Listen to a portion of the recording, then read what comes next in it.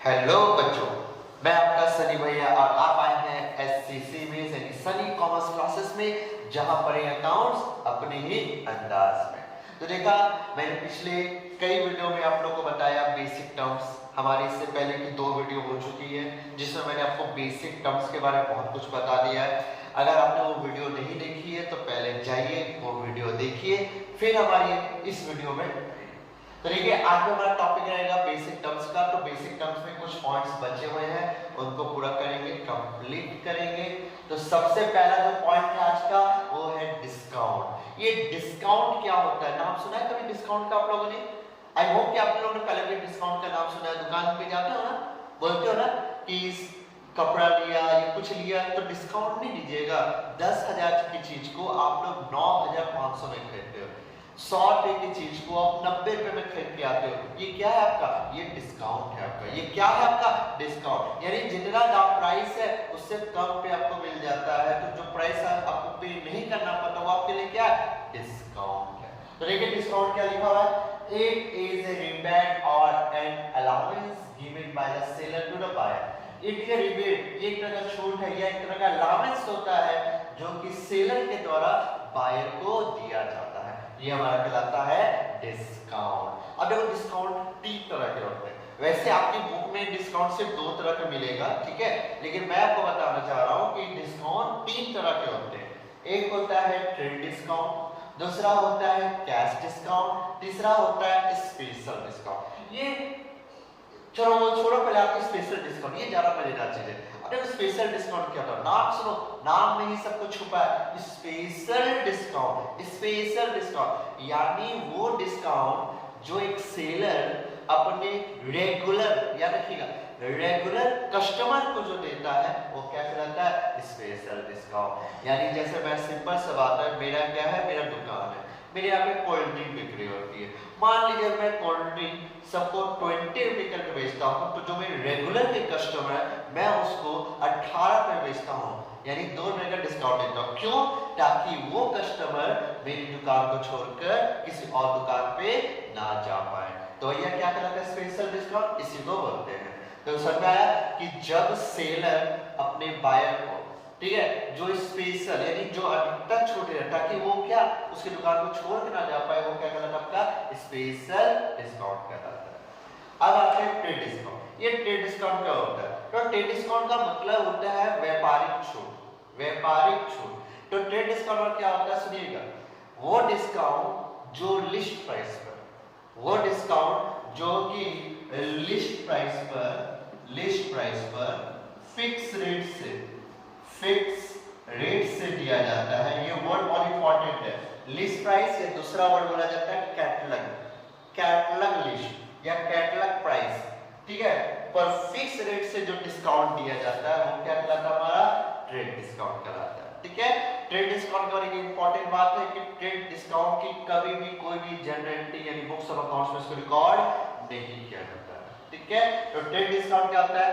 वो डिस्काउंट जो कि लिस्ट प्राइस पर फिक्स रेट से कस्टमर को दिया जाता है वो कहलाता है ट्रेड डिस्काउंट। एक्चुअली में इसमें बोला जाए होलसेल रिटेलर लोग को देते हैं या रिटेलर बहुत से बंदे लोग को देते हैं। जब आप एक पूरी लंबी लिस्ट बनाते हैं और बिल बना है आपका 20,200 रुपये, 20,200, तो आप उसको पे करते हो 20,000 और वो जो 200 का डिस्काउंट है वो एक पर्टिकुलर गुड्स पे नहीं है, वो पूरी एक लिस्ट में जो बनी है उस पर जो डिस्काउंट दिया गया वो आपको क्या कहलाता है? ट्रेड डिस्काउंट कहलाता है। समझ में? तो ध्यान रखिएगा ट्रेड डिस्काउंट। अगला आता है हमारा कैश डिस्काउंट। कैश डिस्काउंट का मतलब क्या? तो भैया वो डिस्काउंट जो कि कस्टमर से जल्दी पेमेंट कराने के लिए, हिंदी बोल इंग्लिश में बोला जाता है प्रॉम्प्ट पेमेंट, प्रॉम्प्ट पेमेंट। ठीक है, तो भैया वो डिस्काउंट जो प्रॉम्प्ट पेमेंट के लिए दिया जाता है या लिया जाता है तो क्या कहलाता है? Cash discount. मैं फिर से बोल देता हूं, वो डिस्काउंट जो प्रॉम्प्ट पेमेंट यानी जल्दी से पेमेंट कराने के लिए जो डिस्काउंट दिया जाता है वो कहता है कैश डिस्काउंट कहलाता है। तो इसमें 2 आते हैं कैश डिस्काउंट का, 2 वर्ड है, डिस्काउंट अलाउड और डिस्काउंट रिसीव। तो डिस्काउंट अलाउड का मतलब क्या, जब एक सेलर अपने कस्टमर को जो डिस्काउंट देता है, जब एक सेलर अपने कस्टमर को जो डिस्काउंट देता है वो क्या कहलाता है, डिस्काउंट अलाउड कहलाता है। डिस्काउंट इससे जब एक बिजनेसमैन, ठीक है ध्यान सुनिए, एक बिजनेसमैन देता है अपने कस्टमर को, वही सेलर भी है। जब एक बिजनेसमैन को जहां से डिस्काउंट मिलता है या एक सेलर को जहां से डिस्काउंट मिलता है, क्योंकि वो भी तो कहीं से माल खरीद के लाया होगा, तो भैया उसको जब डिस्काउंट कहीं से मिलता है वो क्या कहलाता है, उसको डिस्काउंट रिसिप्ट कहलाता है। तो देखा डिस्काउंट तीन तरह के होते हैं, trade discount, cash discount, special discount. Special discount वो डिस्काउंट होता है जो कि स्पेशल रेगुलर के कस्टमर को दिया जाता है, स्पेशल डिस्काउंट। ट्रेड डिस्काउंट वो डिस्काउंट होता है जो कि लिस्ट प्राइस पे या कैपिटल लिस्ट पर फिक्स रेट से दिया जाता है, वो कहलाता है ट्रेड डिस्काउंट। कैश डिस्काउंट जल्दी पेमेंट कराने के लिए डिस्काउंट दिया जाता है, वो कहलाता है कैश डिस्काउंट। कैश डिस्काउंट दो तरह के, डिस्काउंट अलाउड और डिस्काउंट रिसिप्ट। जब बिजनेसमैन अपने कस्टमर को, जब बिजनेसमैन ये सेलर अपने कस्टमर को जो डिस्काउंट देता है, छूट देता है, वो डिस्काउंट अलाउड।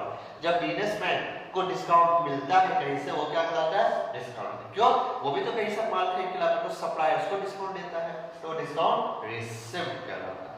तो ये हो गया हमारा डिस्काउंट का पूरा। अगला टॉपिक आता है हमारा क्या, इंसॉल्वेंट। ये इंसॉल्वेंट क्या होता है, लिखा हुआ है, एक पर्सन और an enterprise which is not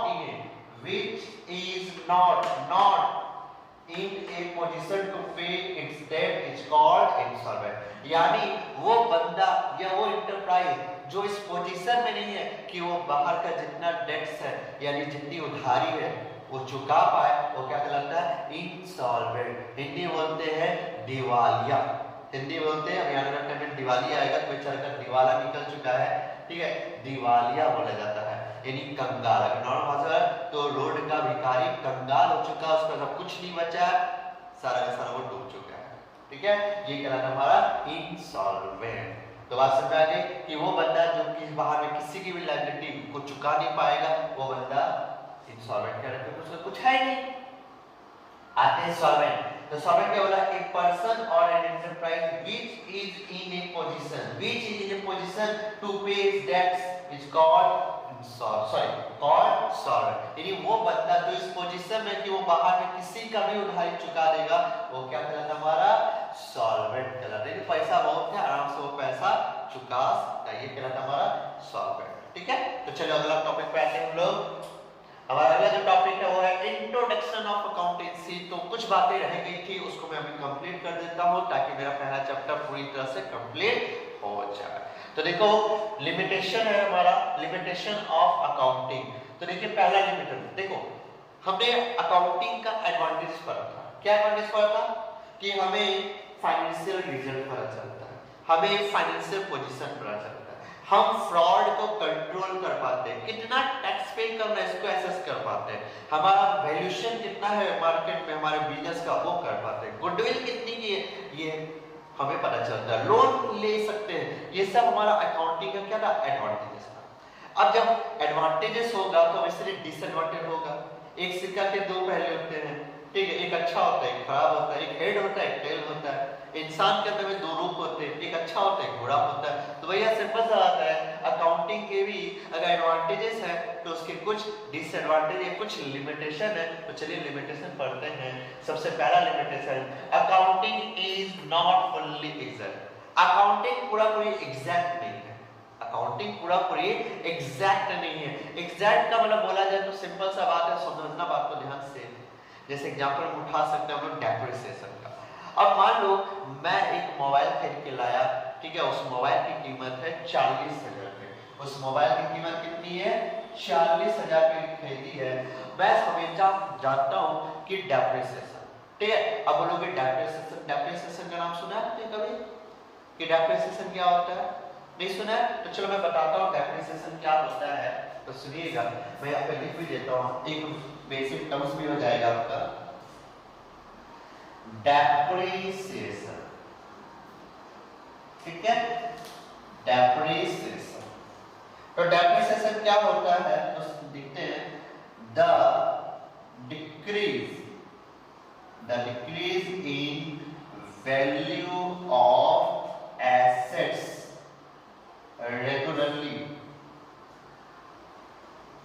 regularly is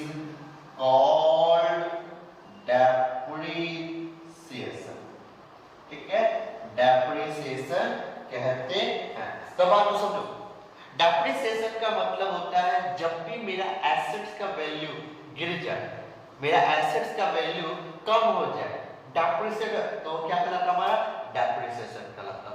sir इसको और अच्छा से समझाइए, चलिए समझाता हूँ। मैंने एक मोबाइल खरीदा 40,000 का मोबाइल, ठीक है, तब खरीदा, आज से 1 महीना पहले खरीदा, कितने में खरीदा 40,000 में। आज मैं आपको बेचना चाहता हूँ, क्या आप मुझसे वो 40,000 में खरीदेगा? नहीं खरीदेगा। क्यों नहीं खरीदेगा? सर 1 महीना यूज कर लिया। अच्छा ठीक है, कोई बात नहीं, हम 6 महीने बाद बिक्री करना चाहते हैं, चलो 6 महीने बाद खरीदोगे 40,000 में? क्या बात करते हैं, जब हम 1 महीना में नहीं खरीदे तो 6 महीना बाद खरीदेंगे 40,000? नहीं खरीदेंगे। अच्छा क्यों नहीं? क्योंकि भैया आपने उसका यूज किया है, उसका मार्केट में जो वैल्यू वो गिर गया है, अब उसको भैया खटारा यानी सेकंड हैंड हो चुका है, तो भैया सीधी सी बात है, इसी को बोलते हैं डेप्रिसिएशन। डेप्रिसिएशन का मतलब होता है एसेट्स, कौन सा एसेट्स, ये याद रखिएगा, एक इंपॉर्टेंट बात, फिक्स एसेट, ठीक है। अब ये फिक्स एसेट क्या होता है समझेंगे थोड़े बाद आप लोग। तो फिक्स एसेट मतलब क्या कि the decrease in the value of assets regularly is called depreciation, यानी किसी भी एसेट का जो वैल्यू लगातार गिरता रहता है उसका क्या कहलाता है डेप्रिसिएशन कहलाता है। बात समझ आ गई? तो अब देखो आगे पढ़ते हैं, तो आगे का जो टॉपिक है वो क्या है कि हमको पढ़ना है कि depreciation accounting is not fully exact, accounting जो फुल्ली एग्जैक्ट नहीं है। क्यों? क्योंकि देखो भैया हम एक बात बोलते हैं कि हम मान के चले कि मेरा डेप्रिसिएशन हर साल 1,000 का हो रहा है, कितना हो रहा है 1,000, यानी पहला साल में जब डेप्रिसिएशन घटाया तो मेरा कितना आया 39,000, यानी 39,000 का वैल्यू होना चाहिए था, ठीक है। फिर अगला साल जब मैंने घटाया तो 1,000 रुपए का घटाया, यानी 38,000 में मोबाइल की कीमत मार्केट में होनी चाहिए, लेकिन ये रियल उतना ही हो ऐसा कोई जरूरी नहीं, शायद ज्यादा हो जाए या शायद कम हो जाए। मैं तो ये डेप्रिसिएशन अपने तरीके से न चार्ज कर रहा हूँ, मैं ये मान के चल रहा हूँ कि हर साल मेरा डेप्रिसिएशन 1,000 रुपए का है, अगर 40,000 का मोबाइल है तो 1,000 साल का डेप्रिसिएशन यानी वैल्यू गिर जाएगा, तो भैया अगला साल मैं 39,000 बिक्री कर सकता हूँ। लेकिन मार्केट ऐसा भी तो हो सकता है कि वो 30,000 बिक्री हो, या 40 का 40 मिल जाए, या 40,500 बिक्री, कुछ भी तो हो सकता है, क्योंकि भैया मार्केट में क्या है उस समय में मोबाइल का कीमत मुझे नहीं पता।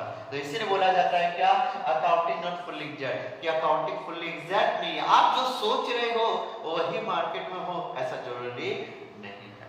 तो भैया इसे लिख दिया मैंने एग्जांपल में, डेप्रिसिएशन ऑफ और provision for doubtful debts is deducted, ये सब डिडक्टेड किया जाता है। तो प्रोविजन फॉर डाउटफुल डेट्स में क्या होता है ये भी सुन लीजिए। प्रोविजन फॉर डाउटफुल डेट्स का मतलब होता है कि मुझे कोई डाउट है, मान लो मैंने अपने कस्टमर को माल बेचा 10,000 का, मुझे लग रहा है कि ये सामने वाला बंदा पक्का 1,000 वाला डुबाएगा, डाउट है, डाउट है, इसको क्या बोलते हैं प्रोविजन फॉर डाउटफुल डेट। तो मुझे जब डाउट है कि ये मेरा पैसा डुबाएगा तो मैंने क्या किया, सोच लिया, पहले सोच लिया, प्रोविजन बना ले कि बंदा मेरा 1,000 डुबाएगा, ठीक है, यानी मैं पहले से मान लिया कि 39,000 रुपए से मेरा आएगा मार्केट, ठीक है। तो ये था मेरा क्या अकाउंटिंग नॉट फुल्ली एग्जैक्ट। अगला आते हैं इनकम्प्लीट इंफॉर्मेशन। देखो अकाउंटिंग में क्या होता है ना, कभी कभी ऐसी चीजें होती है कि ये सिर्फ उन बातों को रिकॉर्ड करता है जो जरूरी है, जो कुछ ऐसी बातें हैं जिसकी वजह से मेरा बिजनेस से इफेक्ट पड़े उस चीज को रिकॉर्ड नहीं करता, ठीक है। तो क्या बोला मैंने इनकम्प्लीट इंफॉर्मेशन, कि अकाउंटिंग में जो सारी बातें रिकॉर्ड हो वो कंप्लीट नहीं होती, कभी कभी कुछ बातें जो होती है लेकिन उसको रिकॉर्ड नहीं किया जाता है। जैसे मैं अगर बोल दूं तो ध्यान से सुनिएगा, हम लोग जैसे बोलते हैं क्या कि अकाउंटिंग में सारा का सारा, एक मिनट प्लीज,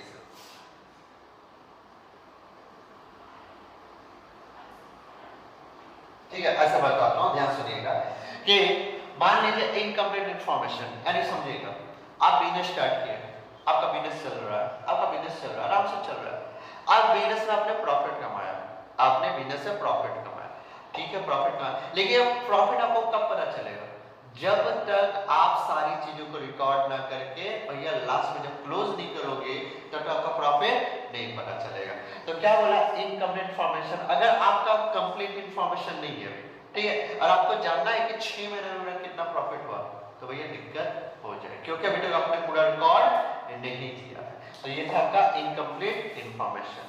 दूसरा है omission ignorance of qualitative information. बात को समझिए, बहुत सारे ऐसे फैक्टर्स होते हैं जिसके से भैया मेरा क्या अकाउंटिंग इफेक्ट पड़ता है। सोचो कि भैया हम क्या करते हैं, बिजनेस में उन्हीं ट्रांजैक्शन को रिकॉर्ड करते हैं जो कि पैसों से जुड़े हैं। मैंने बोला ना, जो पैसों से जुड़े उन्हीं चीजों को रिकॉर्ड करते हैं। अब मैं आपसे पूछता हूँ कि मान लीजिए मेरा स्टाफ बहुत अच्छा है और मेरा स्टाफ की वजह से मेरे को 5 करोड़ का हर साल बेनिफिट होता है, तो उसकी जो ईमानदारी है, कभी इसकी जनरेटिव मनी हंसते क्या उसके जनरेटिव की ईमानदारी अकाउंट, ऐसा कुछ हो ही नहीं सकता। या अच्छा, अगर मेरे बिजनेस का मैनेजमेंट अच्छा नहीं हो तो उसके से मेरा बिजनेस क्या डाउन हो जाएगा। मेरा बिजनेस का मैनेजमेंट अच्छा होगा तो वो भैया अच्छा होगा। तो देखो ये सामने ऐसी चीजें होती है जिसके से मेरा क्या प्रॉफिट लॉस बढ़ता और घटता है। लेकिन हम लोग क्या करते हैं, हम लोग सिर्फ क्या करते हैं, हम लोग सिर्फ नंबर्स को देखते हैं और सिर्फ नंबर को रिकॉर्ड करते हैं कि कितना माल बेचा, कितना माल खरीदा, कहाँ पैसा मैंने पेमेंट किया, कहाँ से पैसा रिसिप्ट, बस यही सिर्फ चीज को रिकॉर्ड करते हैं। लेकिन हम लोग के जो मैनेजमेंट का इससे इफेक्ट पड़ा, या मेरे स्टाफ का जो अच्छा और खराब होने के से जो बिजनेस प्रॉफिट बढ़ गया घट गया, उस चीज को रिकॉर्ड नहीं करते। तो इसे बोला क्वालिटेटिव इंफॉर्मेशन। ये क्या क्वांटिटी को रिकॉर्ड करता है, लेकिन क्वालिटेटिव क्वालिटेटिव डाटा को ये इग्नोर करता है, सिर्फ ये क्वांटिटेटिव डाटा को रिकॉर्ड करता है। अगला ignorance the effect of price level change। तो इसको बेस्ड ऑन हिस्टोरिकल कॉस्ट में बोल सकते हैं, ठीक है। तो देखो मैं ऐसे बोलता हूँ क्या, देखो हर चीज का प्राइस एक जैसा नहीं होता, हर चीज का प्राइस एक जैसा नहीं होता। जैसे मैं एक बात बोलना चाहूंगा कि मान लीजिए सिंपल सा बात है, पिछला साल मैंने 5 करोड़ का प्रॉफिट किया, पिछले साल मैंने 5 करोड़ का प्रॉफिट किया, इस साल में मैंने 5 करोड़ का प्रॉफिट किया और मुझे लग रहा है जितना पिछला साल प्रॉफिट किया इस साल में उतना प्रॉफिट किया, ठीक है, मेरा इक्वल है। लेकिन ऐसा नहीं है, क्यों? अरे पिछले साल जो महंगाई थी ना, इस साल 10% बढ़ गई। समझना आपको कि पिछले साल जो चीज हमको 10 में मिलती थी, इस साल वो मुझे चीज 15 में मिल रही है। तो भैया पिछले साल 5 करोड़ का प्रॉफिट कमाया, इस साल 5 करोड़ का प्रॉफिट कमाया, तो भैया दोनों इक्वल कैसे हो गया? मैं तो घाटे में चला गया। अरे पहले चीज जो खरीदता था वो 10 रुपए की थी, इस साल जो चीज खरीद रहा हूँ वो 15 की चीज खरीद रहा हूँ और 5 करोड़ का प्रॉफिट कमाया। तो भैया मैंने प्रॉफिट नहीं कमाया, एक्चुअली मैंने कुछ प्रॉफिट, मेरा हिस्सा कम हो गया, ठीक है। तो बात क्या बोला ना, ignores the effect of price level change, या बोला जाए बेस्ड ऑन हिस्टोरिकल कॉस्ट। क्या प्राइस लेवल जो चेंज होता है ना, उसको भैया रिकॉर्ड नहीं करता है, क्या करता है, उसको इग्नोर कर देता है, ठीक है। ये सिर्फ प्रॉफिट को देखता है। अगला लिखा है may lead to window dressing, ये बहुत इंपॉर्टेंट है, याद करो, एग्जाम में आया भी था आप लोगों का, आया भी एक बार। May lead to window dressing, window dressing, window dressing, window मतलब खिड़की, ड्रेसिंग मतलब बोलो बोलो, नहीं बोलोगे, ठीक है। विंडो ड्रेसिंग का मतलब क्या होता है समझना ध्यान से। बहुत सारे ऐसे बंदे होते हैं, ठीक है, सारे बंदे नहीं होते, लेकिन कुछ ऐसे बंदे होते हैं जो कि क्या करते हैं, अपने प्रॉफिट यानी अपने बुक्स ऑफ अकाउंट के साथ छेड़छाड़ करते हैं। क्यों? ताकि बुक्स ऑफ अकाउंट्स में छेड़छाड़ करने से उनका प्रॉफिट कम दिखे। जब प्रॉफिट कम दिखेगा तो भैया उनको टैक्स भी क्या करना होगा, कम देना पड़ेगा। क्या करना पड़ेगा? कम देना पड़ेगा। इसलिए भैया सिंपल सा बात है, बहुत सारे ऐसे लोग होते हैं जो अपने अकाउंट्स में कुछ एक्स्ट्रा खर्चा दिखाते हैं, जो कुछ एक्स्ट्रा खर्चा दिखाते हैं ताकि मेरा प्रॉफिट क्या हो जाए, घट जाए। और जब मेरा प्रॉफिट घट जाए तो मुझे टैक्स भी क्या देना पड़े, कम देना पड़े।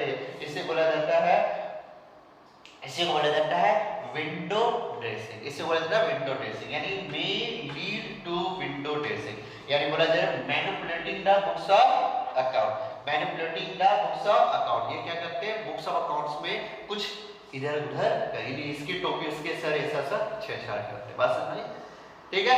तो विंडो ड्रेसिंग क्या होता है, क्लियर हो चुका है। याद रखिए ऐसा होता है कैसे, देखो बहुत सारे ऐसे जो छोटे छोटे व्यापारी होते हैं ना, वो अपना प्रॉफिट कम दिखाने के चक्कर में सीए पास जाते हैं, सीए को बोलते हैं थोड़ा बहुत कुछ कर दीजिए, ठीक है, और सीए बोलते हैं ठीक है थोड़ा बहुत हम एडजस्ट कर देते हैं ताकि आपको भैया प्रॉफिट कम दिखे और आपको टैक्स कम देना पड़ जाए। सारे सीए ऐसे नहीं करते हैं, कुछ मतलब हेल्प कभी कभी कर देते हैं, थोड़ा बहुत चलता है, लेकिन पूरा नहीं चलता है। ये भी याद रखना। एक बार बोला कि सर आप तो बोले थे कि पूरा चलता है, मैं बोला हल्का फुल्का चलता है, ऐसा कुछ जो आप लोग कर देता है, ठीक है। तो बाबू समझ में आ गया विंडो ड्रेसिंग क्या होता है, कोई दिक्कत लगी आता है, ठीक है। तो ये था हमारा विंडो ड्रेसिंग, ये हमारा हो गया पूरा का पूरा लिमिटेशन पूरा, ठीक है।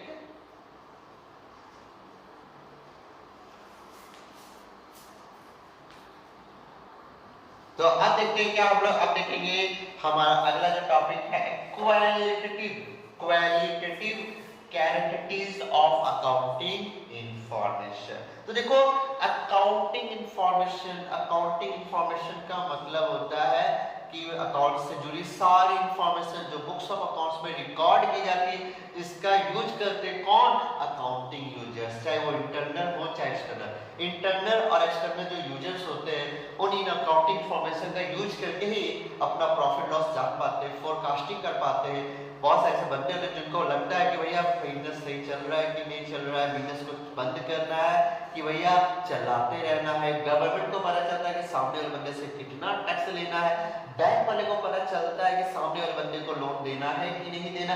ये सारा कुछ जो इंफॉर्मेशन होती है ये कहलाती है अकाउंटिंग इंफॉर्मेशन, और इसको जो यूज करने वाले होते हैं उसको बोलते हैं अकाउंटिंग यूजर्स बोलते हैं। ठीक है, तो मैंने अकाउंटिंग यूजर्स आप लोगों को बता दिया था। आज का जो टॉपिक है वो है qualitative characteristics of accounting information. क्या अकाउंटिंग इंफॉर्मेशन में क्या क्वालिटी होनी चाहिए, क्या उसकी कैरेक्टरिस्टिक्स होनी चाहिए, वो मैं आपको बताने जा रहा हूं। तो ध्यान से देखिए, पहला जो क्वालिटी होना चाहिए वो रिलायबिलिटी होना चाहिए। क्या होना चाहिए?